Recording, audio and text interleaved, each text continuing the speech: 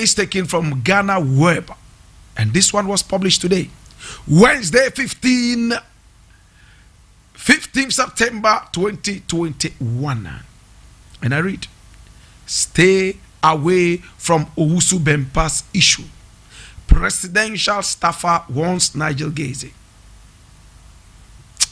Stay away from Owusu Bempa's issue. Presidential staffer warns Nigel Gaze. I read, Prophet Nigel Gaze, the leader of the Prophetic Healing Chapel, has been cautioned to desist from commenting on Reverend Isaac Owusu Bempa's brush with the law. In a Facebook page post, Nana Esi Ojiri, a presidential staffer, warned Nigel Gaze not to attach partisan politics to the issue. He noted that Gaze could make matters worse for Reverend Owusu Bempa if he takes the issue on a political tangent. Nigel Gaze, please stay away from this issue. Don't use your NDC-induced lenses to complicate issues for the pastor.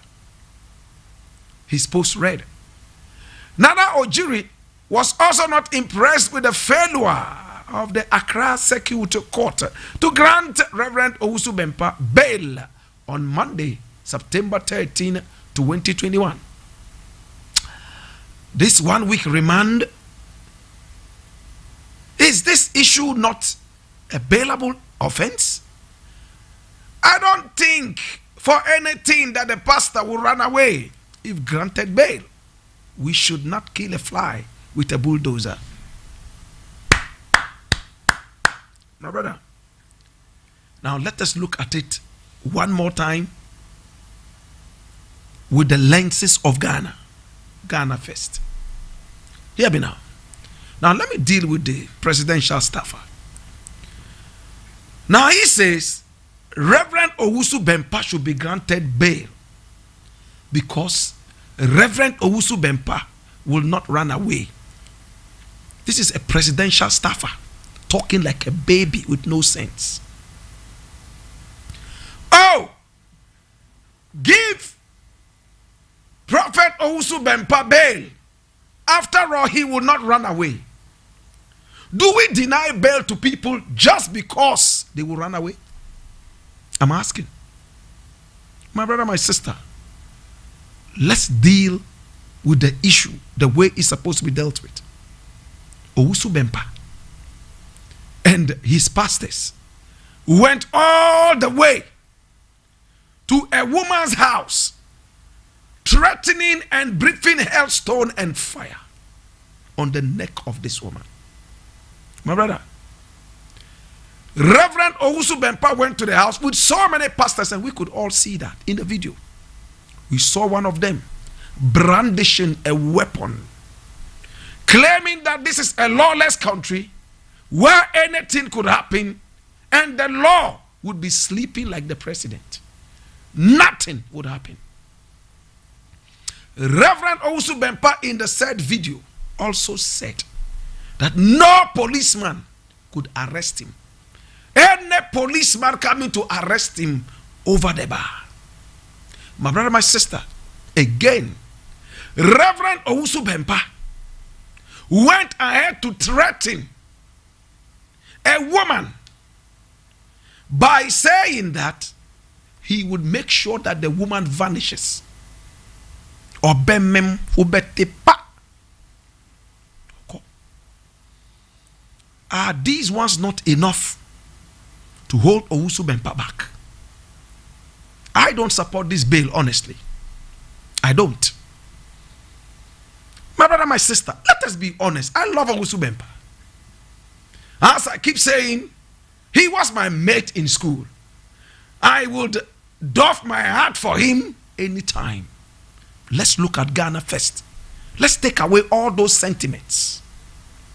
My brother, if this was your mother who was threatened with vanishing into thin air, would you be asking for a bail for the man who now is called a vanisher?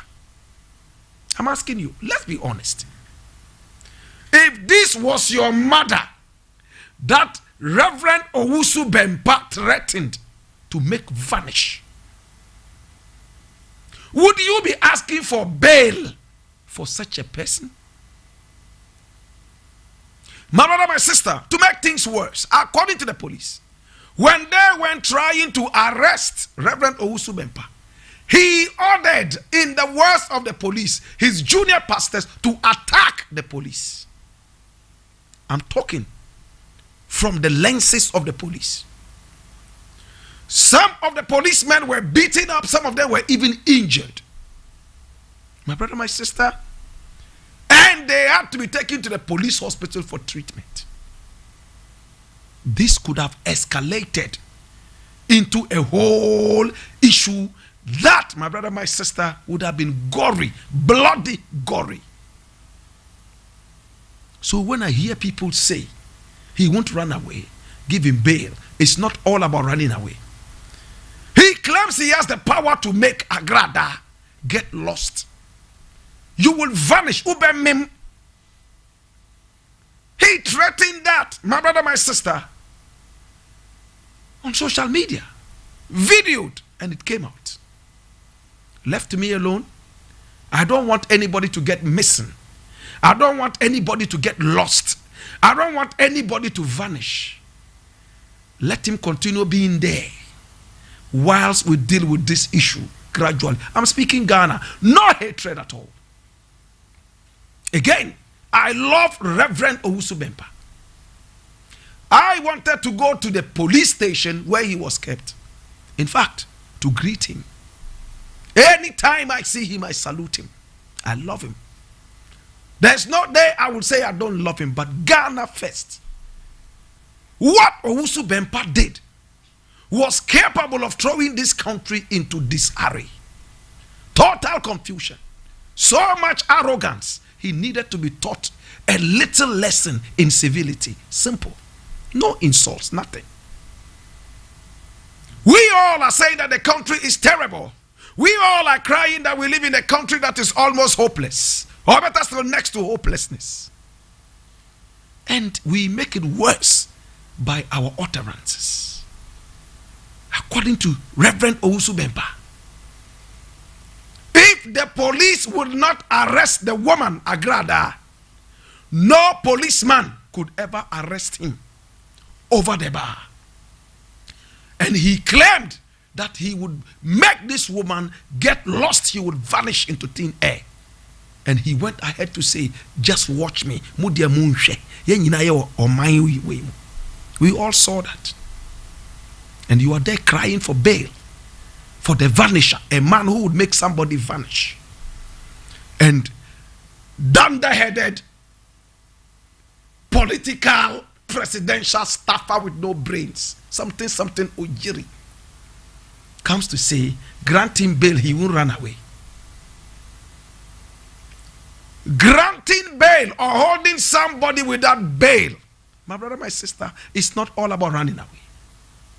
If that person is a danger to the society, he necessarily doesn't have to run away or threaten to run away before harm is caused. Common sense. Common sense.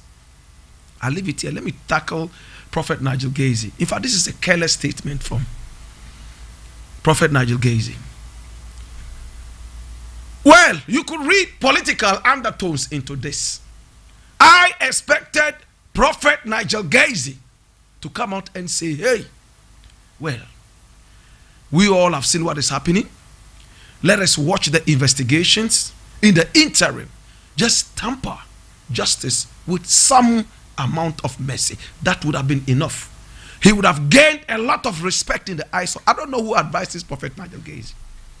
I honestly don't know.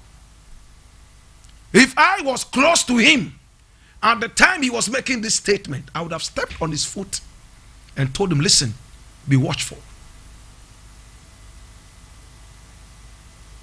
You cannot say that NPP has let down Reverend Owusu Bempah. What kind of country do you want to build? Everything has become political. My brother, is it about the country or it's about NPP? Is it about the country or it's about NDC? And I'm reading somewhere that ex-President Mahama and some NDC people went to pay a visit to Owusu Bempah. This is a political visit. So that when the prophet comes out, his first utterance will be that NPP is going to lose the next election and Mahama is going to. They are all doing this for cheap political following. And I'm just so angry with these people. My brother, my sister, hear me now. It is okay to show love to people who are falling foul to the law. But your sympathy should not be exoneration. Kai, somebody won't understand this. My brother, listen. I am sorry that you got hurt, but you know why you got hurt. You got hurt intentionally. My brother, the law is like a heated iron. If you touch it barehanded, my brother, my sister, you will get burnt. It's like electricity. When you touch the naked wire, it doesn't matter whether you are a prophet. It doesn't matter whether you have kanjori. It doesn't matter whether you are a toddler. It will take you like that. Until we learn to make our laws work like the naked electric cable, my brother, my sister, we will continue to live in an animal kingdom. What should Nanado do? Nanado is thinking about Ghana. That is why he probably hasn't made any utterance yet.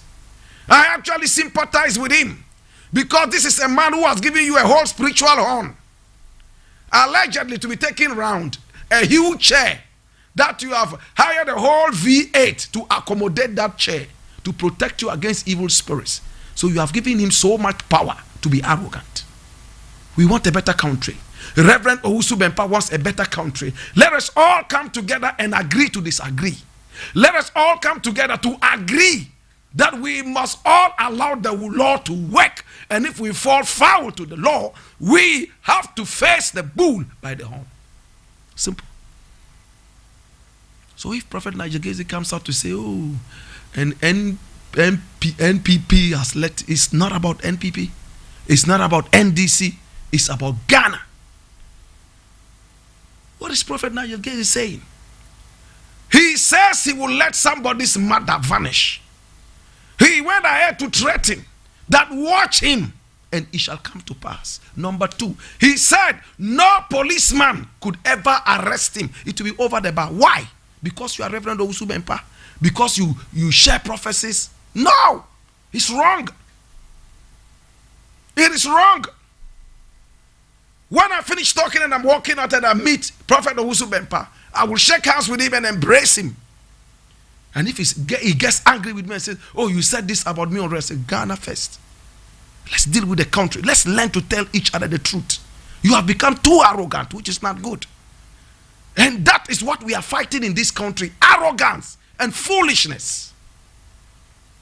We have to fight all these things in this country. Police arrest somebody. A big man sits somewhere and calls, and the person is gone. Now the poor man who knows no big man is the one who is in jail. Go to the jailhouses and count how many rich people are there. It's all little boys who have stolen some plantain here, stolen some banana here, stolen some 2 Ghana cedis here, and insulted some big man here. They are those who are languishing in jail. The big thieves, my brother, my sister, are walking free because they have connections.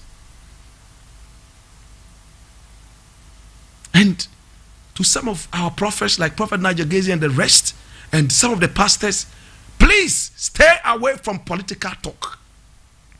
Deal with your Bible, deal with your prophecies, and let the politicians deal with their, politics. What is Nanado going to do about this? Today, if Nanado says, oh, that's my prophet, let him go, let's handle it. Let's handle it amongst us. I will be the first person to come and tell the whole world how the president has been sleeping more and more and more. How the president is nothing but a lawless Homo sapiens. I would say it. And when I say it, I don't need you to clap for me. I don't need you to love me. I am only doing it for my children, my children's children, your children, and the generation that comes after you. Why do we fear people and we can't talk? Listen to what Owusu Bempah said. Give your village chief money. Give the IGP money. Give national security money. Go with goats and sheep. Do this and do this. So that when you even fall foul to the law, you could be considered. This is bribery. Straight away. That's why in the days of, was it Buzio or Achampon, all the offices in Ghana, state-owned, my brother, my sister, had this writing on the wall: do not accept gifts, they are bribe. Do not accept gifts, they are bribes. How many of you grew up to see those things? Yes, that was Achampon's time. IK Achampon, all the state offices, they had that inscription on the door: do not accept bribes. They do not accept gifts, they are bribes. Today, by virtue of the fact that somebody feeds you, he controls you. Remember the sayings of Thomas Sankara. He said, he who feeds you controls you. That is why our president has become a puppet. He can't say a word because the West is feeding him. He can't raise a finger. All he can do is to sleep all day, all night, because when he tries to talk, the West puppets him. So to Reverend Owusu Bempah, agree that you are falling foul to the law. Face the bull by the horn, and let's all become better citizens. Today, if I fall foul to the law, and by our laws, I am supposed to take a certain kind of punishment, I will take it happily. Because I want my followers and people around me to also be what? Law-abiding citizens. As Reverend Owusu Bempah was standing in front of his junior pastors and bragging and boasting, and even teaching his junior pastors to say that the laws in this country do not work, that they can kill. How did he himself feel? That you live in a lawless country? No policeman could arrest you because you gave the president, the sleepy president, a horn? Because you gave the sleepy president a chair? Please, let's be sensible. Let us be sensible. Let us all come together and be sensible. Today, if Prophet Nigel falls foul to the law, we will go and visit him and encourage him to be a better citizen. That is what we should be telling each other. In America, a father cannot go to the police and say, oh, that is my son, you know, and he smoked some cocaine or he injected some heroin or something, and for that matter, free him because his uncle is a senator. No, sir. In America, mothers pick phones and call the police, unleashing the police on their own children because they are teaching lawful behavior. Not here. Not here.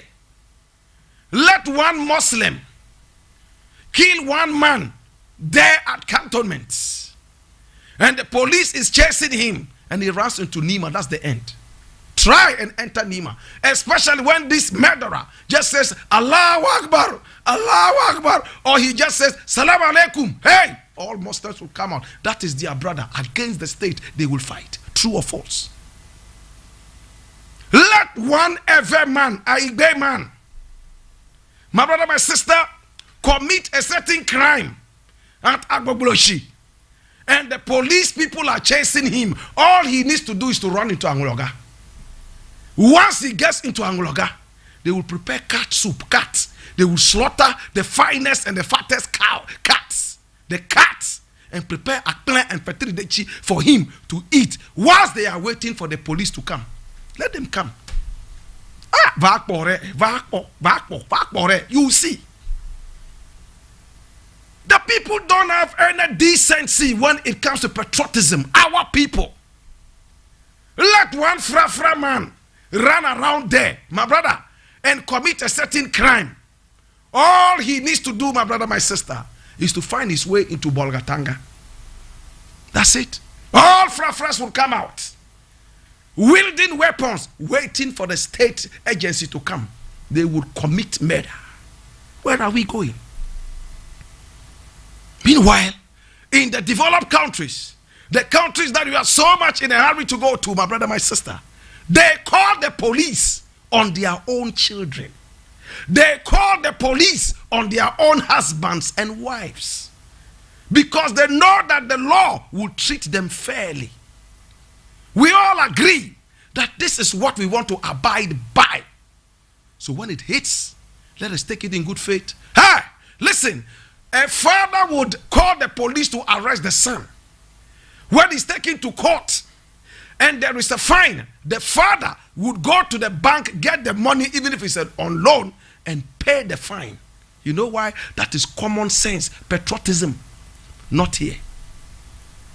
He's the president's prophet. For that matter, no policeman can arrest him.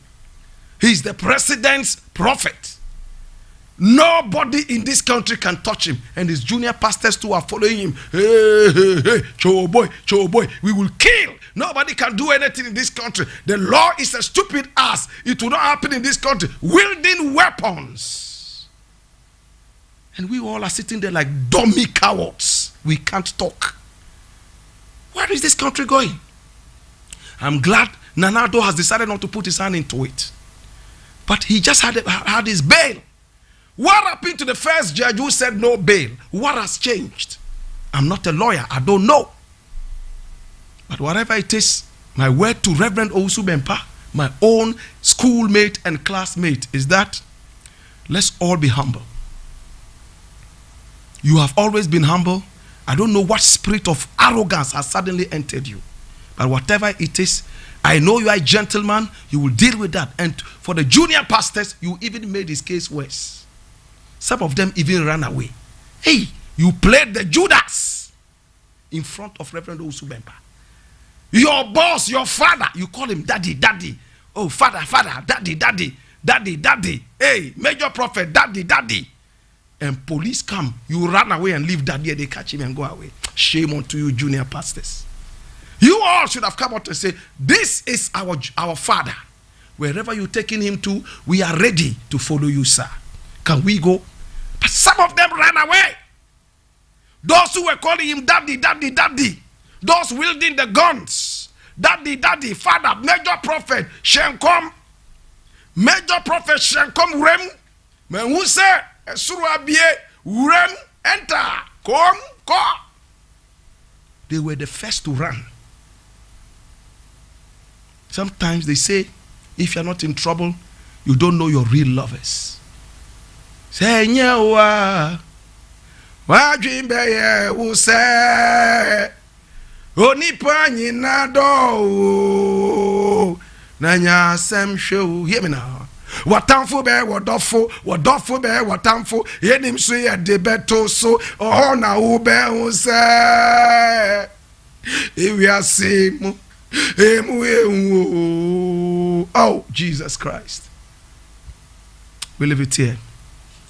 My brother, my sister, so many more things we have to tackle. And I want to go all the way to this interesting story. I normally would not talk about things like this, but I want to look at it. This one is showbiz. It says, I didn't know life would be like this. And this is Shatamichi, who is now called Michi, saying after splitting from Shatawale. I read. Anyone who follows Michelle Diamond, well known as Shatamichi, would have realized by now that since her split from dancehall artist Shatawale about 2 years ago, she has been low-key, preferring to do her things on the quiet. That is a decision which is a bit surprising considering the mileage she gained during her relationship with Shatawale. It would have been seen as normal if Michi had capitalized on the popularity and used it to her advantage. But in an interview with Graphic Showbiz recently, the mother of one said life outside showbiz is what is real. I'll leave it here. Showbiz is make-believe. Showbiz in general, it doesn't matter where, it's make-believe. And in Ghana, show business is kanjori. I hope you know what that means. Show business is kanjori. especially with the onset of social media. Every musician, everybody in the showbiz is extremely rich. They eat gari in the morning. In the afternoon, they fast. In the evening, they are praying that a friend would pass by and give them something small so they can eat kenke with no fish. Yet on Facebook, yet on Twitter, yet on Instagram, and all the other grams, my brother, they stand by somebody's car, fold their thing with a borrowed hat, and there's a pizza lying on top with a big cigar that they don't know whether they light it here or light at the back they are holding. Show business is make believe. And to make it worse, a lot of people have gone down the drain in this country, all because of show business. They see somebody pretend that he has it all, and they think that they are failures. So they go into some corners that kill them. I don't want to go too deep into it. I am happy that Michelle has realized that yes, she needs a life that is real. Too much fakeness. They sell one CD, yet they tell all over everybody that they've sold 100,000 CDs. My brother, the numbers are faked night and day. And when it comes to where it matters most, come on stage and deliver, they are found wanting. That is why the show business in Ghana has become next to nothing. We don't go anywhere. My brother, my sister, they are only here. Beyonce can even come all the way from America into this country and try to pull some people up. But because they are gutter people, they will continue to remain there. Jay-Z can come all the way from America. Beanie Man can come all the way from Jamaica to try and pull somebody out of the gutters, in the dancehall gutters, to a certain level. But they will continue to be there because of fakeness. How many important stages in the world do you see Ghanaian showbiz people performing on? Our comedy is nothing to write home about. The few ones who are trying to make it seem it is working are fighting amongst themselves and nothing is happening. The few musicians do not want to learn. All they want to do is to sit behind a computer and make all the noise in the world, and they have a few junkies around them who would make all the noise to make it look like they are doing well. So the country continues to suffer whilst these artists live a certain surreal life which does not even exist. Michelle, congratulations. If you have seen the reality, that is why we have been telling all these people all this while, there is no need to say that 1 million people came to watch you when it was only 4 people. Don't be ashamed. When Bob Marley went to America to perform for the first time, when he traveled all the way to the white man's land to perform, his first audience was 7 people. But they returned there, knowing very well that the 7 who came were well entertained, and they would go out there and bring more people, or better still, win souls and bring them to watch them again. But in this country, how many artists will come on stage and perform, and you want to see them again the next week? It's not possible. Once they play once, they put you to sleep. You don't want to see them till after 20 years. True or false? Every artist, every showbiz person should ask himself, this performance that I'm about to give, do I have what it takes to bring these people to watch me again next week? And when you finish your performance, ask yourself, will this same audience and even more come to watch me if I invited them for another show next week? No. We look at now and make a lot of noise about it, pay a few bloggers to write fakeness. So we continue tickling ourselves and laughing that it is funny, but we all know that it's tomfoolery. My brother, my sister, we need to check it out. We need to check it out. When GRA, Ghana Revenue Authority, starts running after artists who claim that they have sold out audiences, let's check the number of tickets you've sold. Let's get our tax for the nation. We will start being real. Where is our music going? Nigerians have taken over everything. Recently, there was the Yam Festival in England. My brother, my sister, the video was on stage. I didn't go, but what I saw, he cracked the stage. Ghana, Stone Boy was there. He played on the smaller stage. Thank you so much. At least he was there. Coffee was there. A Grammy Award-winning artist. She also played on the smaller stage, just like Stone Boy.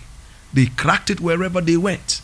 But ask, are they winning enough souls for Ghanaian music?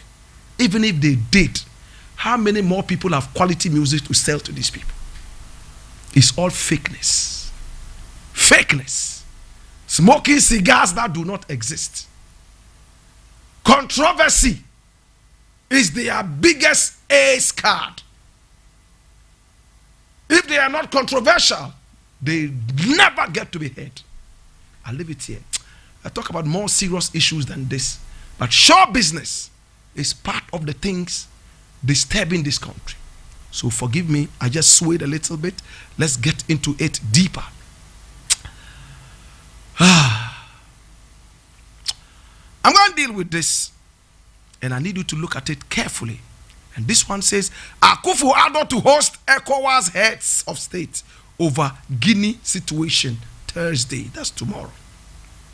Our president, his eminent sleepiness, Mr. Sleepydent, is going to host an ECOWAS whatever.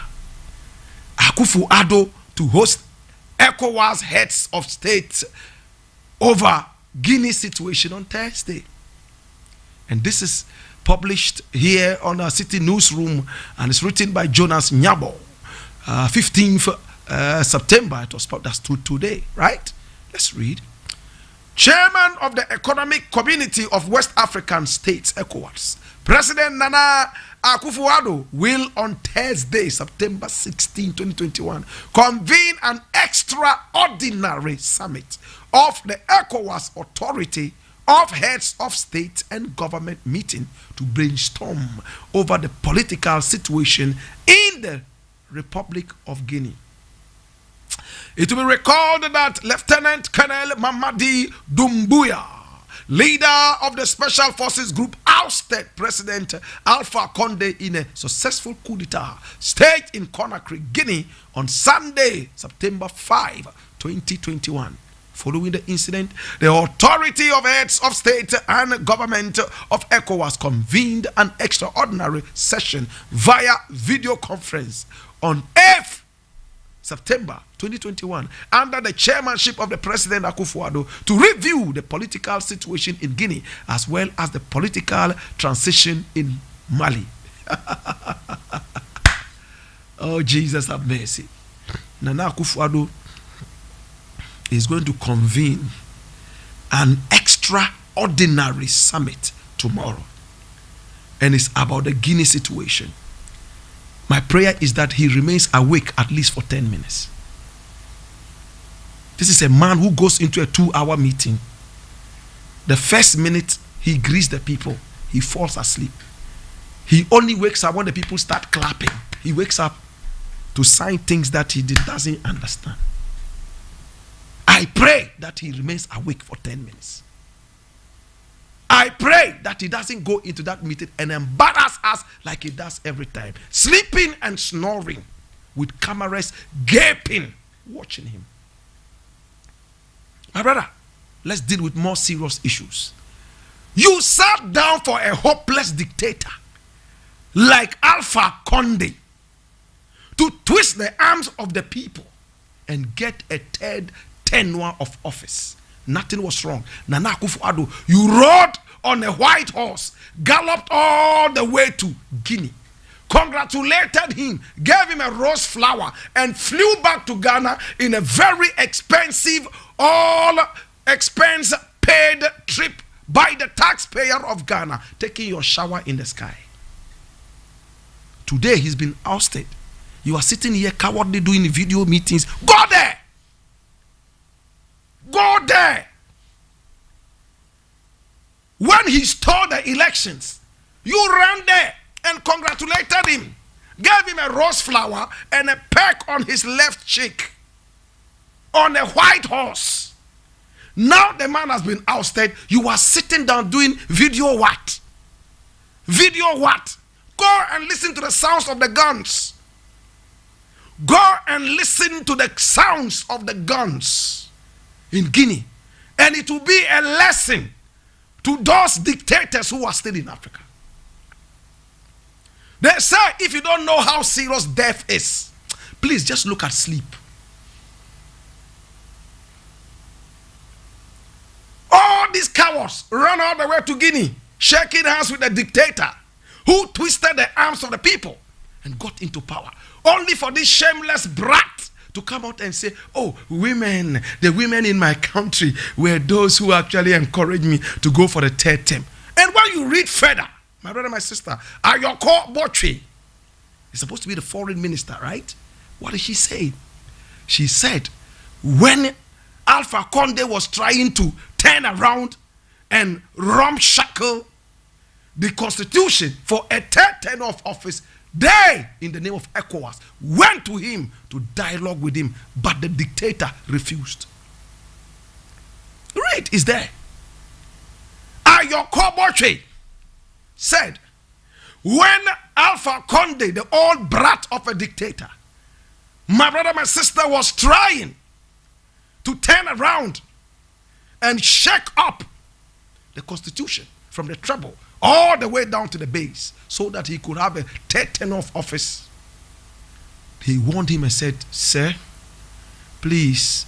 He did not want to listen to anybody. He said, my people love me. Can't you see the women are dancing? They are all happy. They call me grandpa, grandpa, grandpa. Grandpa is grandpapa, grandpapa. So he thinks that's a huge accolade. The women are all dancing. Can't you see they are shaking what their mama gave them? Listen, his only reason for changing the constitution and twisting the arms of the people for a third term of office is because women were dancing and encouraged him to go for a third term. That's what Alpha Conde said. And he's there. There's another guy in La Côte d'Ivoire. Those guys who are selling out Africa. And his father in politics is Hufwe Boanye, who is now in the hottest part of hell with Satan sodomizing him night and day. My brother, my sister, these are the people killing Africa. Hufwe Boanye and his boy, it's Alassane Ouattara. They are there in La Côte d'Ivoire. They also got a very hopeless third tenure of office. Why? Now you are organizing meetings. For what? When you advise them and they say, no, they are not listening. My brother, let the chickens come home to roost. And when the chickens start roosting, turn a deaf ear to the roosting. Somebody won't understand. What are we doing to ourselves? What are we doing to ourselves? All greedy people are those who want a third tenure, a fourth tenure. Look at what Yahya Jammeh was in Gambia doing. Today, Yahya Jammeh wants to return to Gambia. He was a man I admired until he became so lawless and so arrogant. Look at what happened to Mugabe. Mugabe's case is unique, yes, but truth be told, he had overstepped his boundaries. It was time for him to return. When Mugabe started sleeping like Nanado, he came to Ghana here. All Mugabe could do was to raise his hand and say, thank you, Ghana, thank you, Ghana. The moment he sat down, he went into a deep slumber and started snoring as if a whale was on heat. My God! And we told him, Mugabe, listen, please exit when the applause is loudest. He said, oh, yes, it is true. But the ministers around him, the equivalent of the women dancing in front of Alpha Conde, pushed him on so he could sleep more, so they could steal whilst he was asleep. They refused. I was a special guest in Zimbabwe and I told Mugabe. But Mugabe had his own people telling him so many things. Today, my brother, my sister, Mugabe is gone. Without that overstay, he would have been a bigger legend than he is right now. Alpha Conde, he's gone. In fact, he's actually lucky that they haven't slaughtered him. I don't subscribe to anything like that, not even a coup. But some of our African leaders have gone beyond barbaric. They are now monsters, blood-sucking monsters, worse than vampires. In fact, they are Satan's secretaries. Satan dictates to them what to write and what lives to lead. My brother, my sister, it's sad. Alpha Conde refused. Now that he's been diffused, he's sitting down there complaining that his fuse had been what? Diffused. So he wants a way out. Oh, Jesus. And Nanado is going to bring the other dictators around, including that guy in Cote d'Ivoire, to come and sit down there and drink tea. After, go there to Guinea and have the meeting. Were you not the same people who went to congratulate him? Go there. Go there in pomp and pageantry. Go with your flying jet. Take 10 showers before you reach there and see if you return to Ghana. You encourage dictators to slaughter us night and day, yet you come here and preach virtues, and all you practice is vices.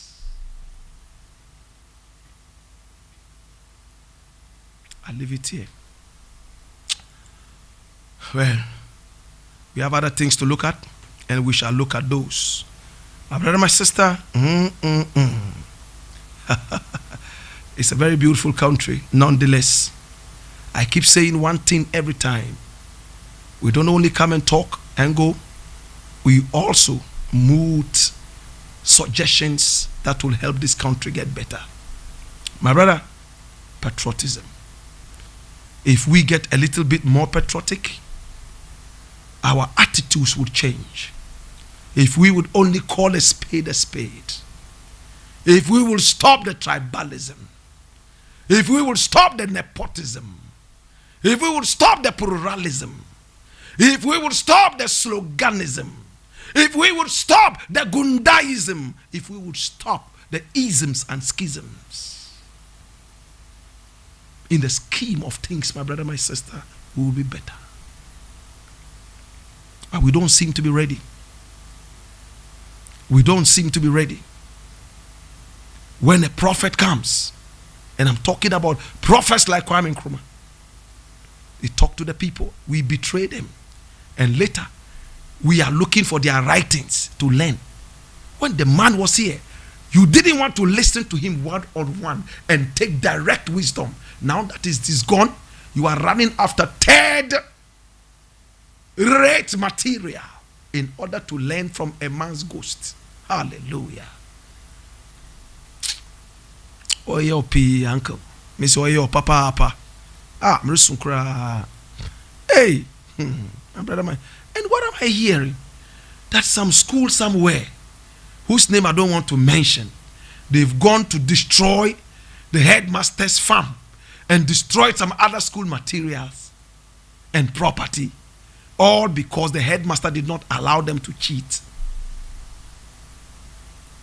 The examination was so hard, and the other school passing back, they allowed them to cheat. The teachers even went there to teach them. In the other one there, Nyankrogo Secondary School, they taught them. And we there, our headmaster is behaving like he's the only one who go to heaven. He didn't allow us. He was standing there.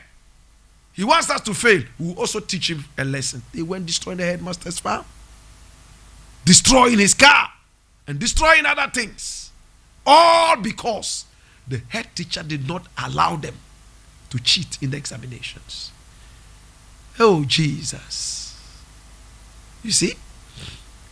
Our level of decency. You see our level of morality. You see the level. The people who are getting most divorced in Ghana are pastors. Right now, when I hear a pastor is marrying who, a gospel artist or who, I just laugh and say, I give you 2 years. These idiots will break up.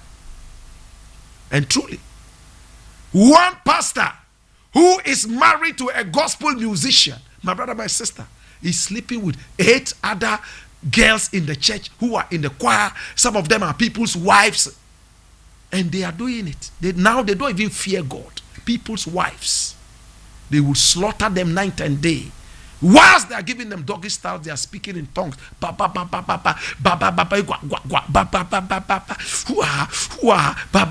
Why? Where are you going with this speed? Why are you mocking God? Why are you mocking divinity? What's wrong with you? What's wrong with you? What's wrong with you? Everywhere. I wish the was some patriotism. This would have been the best country in the world. When Trini Jonas sits somewhere to say, heaven, no you. Look, glass in 1 minute be whatever. He's telling you reality. The heaven that you want to go to, that's it. Where people respect each other. Where people agree that these are the laws that should govern us. That is heaven. Hell is where there is total lawlessness. And that is here. Your laws are not working. Your prophets can threaten anybody because they gave a horn with oil to the president. Party chairmen and general secretaries can go to the Galamsey field and break the law to favor their party members, and nobody talks about IGP. You have a lot of work to do. You have a whole heap of work to do, and they are all with us. And when you see them, they expect you to bow and say hi. I don't do that. Whoever has no respect for the nation, I have no respect for you. When I meet them, I walk shoulder high because I am not one of those they have on their payroll. No, sir. Keep your stinking money. I work hard. And that is it. This is the students have gone to destroy this farm. You see what I was talking about? Look at it. They cut down all the plantains, destroyed the headmaster's farm, cut down everything, destroyed everything, all because the headmaster did not allow them to cheat in the examination. Just look at the pictures rolling on Facebook. Check it out, brethren. Look at this. The students went to destroy the headmaster's farm and the school farm that had fed them whilst they were in school, because they were not allowed to cheat. They ransacked the whole farm, grazed it down, and made it look like the Sahara Desert. Look at it. Are we human beings? Right at the start, we are already encouraging foolishness and banditry. Jesus Christ, have mercy. Yes, banditry. They are teaching them that. Night and day. Look at them walking around, destroying it night and day. To God be the glory. Thank God I didn't go to any school that allowed me to cheat. Right from Zogbeli Junior Secondary School, I Ahmadiyya Secondary School, and even Ahmadiyya Secondary School at Lamashegu there, Zogbeli there. All the way to Ahmadiyya Secondary School, and even to the Kwame Nkrumah University of Science and Technology. Nobody can ever point a finger and say, hey, and he was caught stealing or cheating. No, sir. I prepared, and if I didn't know, I didn't know. I don't believe in cheating. I don't believe in malpractices. I'm not an angel. Yes, I make mistakes, but when I make mistakes, I genuinely make mistakes because I don't know. And if I am supposed to be held responsible, I own up to some of these things. And that is what everybody must learn. My brother, my sister, producer, thanks so much for that one.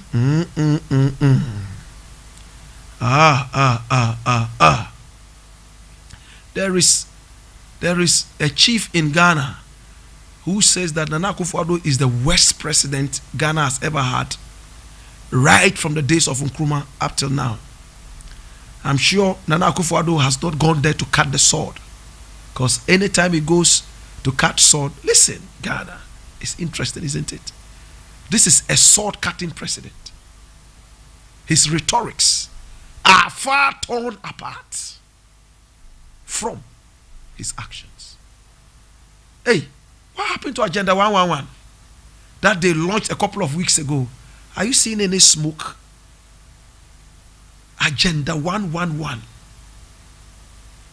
They will soon blame it on COVID. Oh, you know, when the COVID increased, the money that we're supposed to use for that, they are trying to keep it to use for the political campaign. These guys, posterity will judge them so harshly. They have dealt this country so badly. In fact, so sad. And every now I'm reading in the news some fire outbreaks somewhere, and I'm seeing that some Ejura chiefs are so angry, and I'm seeing examination leakages. Examination leakages. What students are about to write exams, they hear that, oh, there's a leakage, they're selling leakage. Lazy students go and buy that and come and sit down and write. And when the results come and they pass, they jubilate. Like those guys who go for fake awards.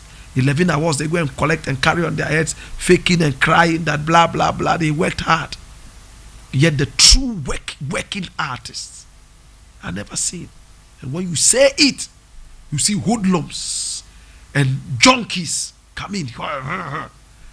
If you don't learn to fight fear, my brother, you will become a toke.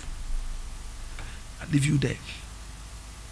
My brother, my sister, this is where I'm going to draw everything to an end, but I still need you to open your ears with rapt attention. Remember that ritual murder is still on. Our children have been slaughtered night and day by people with no brains who just believe that when they kill another human being and use their head or some other vital parts, they will be rich. They don't believe in hard work. Hard work is the thing of the past. Hard work never pays. They want to live the life of the dictionary. Finally, how many of you have heard that C.K. Akono has been sacked? How many of you? How many of you? Do you know the new coach they are bringing? Oh.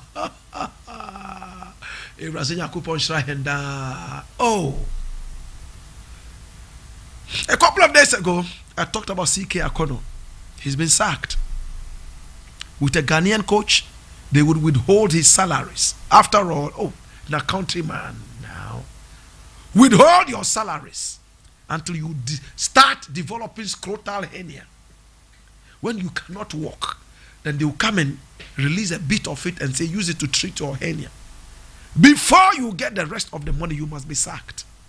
They have done it to us over and over. They are bringing Milovan Rajevac back. How many of you remember Milo? The guy we call Milo. Milo. You remember Milo? Milo is coming back. And I'm reading this from My Joy Online. It says, Milovan Rajevac to be named as replacement for Akono pending ESCO approval. Hear me now. Milovan Rajevac is leading the race to replace C.K. Akono as Blakk Stars coach. Joy Sports has got it. The 67-year-old was contracted by the Ghana FA three-man committee led by Vice President McAddo on Monday night following their decision to part company with Akono. The committee also contracted former Zambian, Ivorian Coast and Ivory Coast and Morocco coach Hervé Renard, Aston Villa under 23 coach George Boateng, and blah blah blah blah, whole heap of name. And but you see, Milo has been with us before. How did Milo leave us? Did he leave us with a bad taste in our mouth, or was it a sweet taste? We don't learn. He's been here as a coach for this country. How did he fare? So no black man, no Ghanaian. You are bringing people whose names are even difficult to pronounce. You are bringing people who speak English as if they were speaking Arabic. You bring people in this country to speak English to the boys who already Most of who do not even speak English properly. And you expect that something good would happen? Discipline. Check with the time. 4:30. I wish I could speak more on this, but we're dealing with the time. My name Blakk Rasta, and I want to say thank you so much for coming. And remember, slogans all over the place. And our sloganeering is only bringing us nothing but gooneering. Think about it and know what it is. My name Blakk Rasta. It's been the Black Pot, aka Kukusho.